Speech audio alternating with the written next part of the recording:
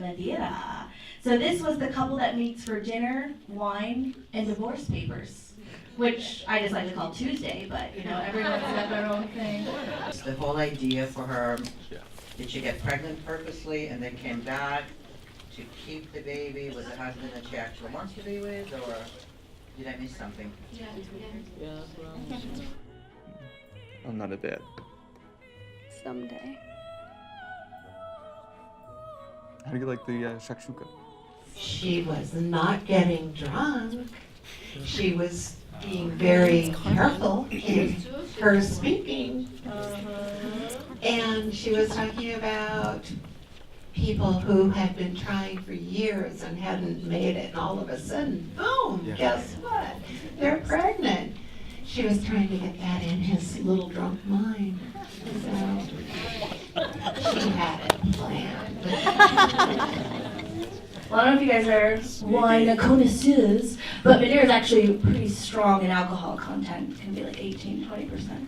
Not that I know from personal experience, you know, just research for the film. I think it was an afterthought. I don't think she went there with the intentions of trapping him, but that was the only thing that was missing out of their marriage, so I think she incorporated that later. So I think she knew because she showed the pregnancy test that morning of, like, she was like facing the reality of that she was pregnant. So she knew that before coming to the house that she was pregnant because it was in her purse. So the whole thing was a ploy, and the thing, it was just like, it was wonderful that he fell asleep so she could just act like it happened when it didn't. So it was totally like all women's games. So. Well, we want to take it down right here.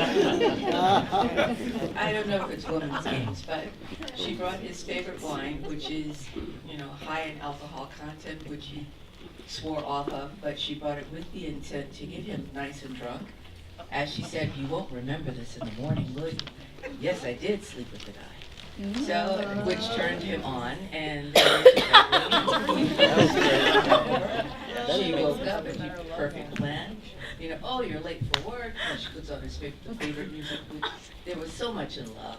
The only thing missing was the child. So, when he woke up late, she already had the pregnancy test in her purse, and when he went out the door, her marriage was back intact. She poured the booze on top of the divorce papers, and she was sad. Happy holidays. I actually have a bit of a critique to offer. I think the issue I had, I enjoyed the middle and the end of the film, but the very start of it didn't draw me in immediately because it wasn't clear to me what the paperwork he was working on, what it was about. And it was very clear later, and I think maybe the intent was for us to have it be a mystery, but to me, setting up the tension of the middle and end part at the start might have been better. In other words, if I had known it was the divorce paperwork, it would have given context. Whereas I literally saw something having to do with health. I'm like, wait, is this guy trying to open a business or something? And then this person came over.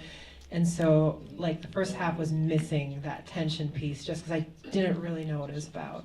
Yeah, I wonder if the intention, like you said, maybe it was to kind of see what direction your own mind would go in that. Because I think some people would go in one direction, like, oh, they're just friends, or, oh, is this a medical situation? I mean, clearly there was a sense of urgency right off the bat with him, checking the bread and making sure the food's okay, and kind of that banter that they had in the beginning. So I wonder if it was to make it very mysterious in the opening way, and then kind of narrowly guide you down. Yeah, actually, I just wanted to offer a counter critique to that critique. I thought it was really, really interesting how in the first half I was sitting there wondering, what the hell is this about? What is happening? Who are these people? What's the actual situation? Are they together right now? Oh no, they're not together. No, they are together. No, they're not together. And I loved how slowly over the film, it's just the questions get answered one by one by one, and it goes from total confusion to no context to a bunch of context. And I actually really appreciated that, and I really appreciated how so often we go into all these films and it's nothing but inciting incident, and oh, I think that's what's going to happen next, and I think that's what's going to happen. But with this, it was refreshing to just kind of be like, what is the situation, and what are we watching? Just a follow-up on what's being said, but first, my thought is that in all the films we've watched, the amount of material you get in such a short period of time, I think is amazing. Yeah. So I think that's the beauty of what we're watching in terms of production. But what I was kind of engrossed with is at the beginning it seemed like she was having difficulty in becoming pregnant. And they were saying, you know, the doctors have done everything, they've done all the tests, they've done everything, there's nothing else that we could do. And it turned out that it was really his problem. So it was kind of, at the end, there was kind of a twist in it from that standpoint, at least for me, and I thought it was a very interesting idea that was able to be, again, brought in 6-7 minutes. Yeah, it's not me, it's you, kind of, right?